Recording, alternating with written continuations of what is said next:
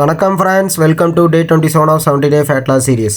எல்லாரும் chest work out பண்ணுவீங்க, ஆனால் செஸ்ட் எப்படி ஆக்டிவேட் பண்ணுறதுன்னு தெரியாது. இன்றைக்கி சிம்பிளான மூவ்மெண்ட்ஸ் யூஸ் பண்ணி எப்படி மேக்ஸிமம் செஸ்ட் க்ரோத் பண்ணுறதுன்னு உங்களுக்கு சொல்கிறேன். இன்க்ளைன் டம்பிள் ப்ரெஸ் ஏன் ரொம்ப முக்கியம்? இதுதான் நம்மளோட அப்பர் செஸ்ட்டை நல்லா டார்கெட் பண்ணும்.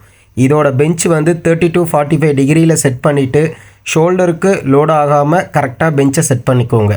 நீங்கள் ஸ்லோ நெகட்டிவாக டாப்பில் ஸ்ட்ராங்காக ஸ்குவீஸ் பண்ணுங்கள். அப்போ தான் நல்லா உங்களுக்கு செஸ்ட் ஆக்டிவேட் ஆகும். ஏன் ப்ரோ இன்க்ளைனுக்கு நீங்கள் தம்பிள் யூஸ் பண்ணுறீங்க?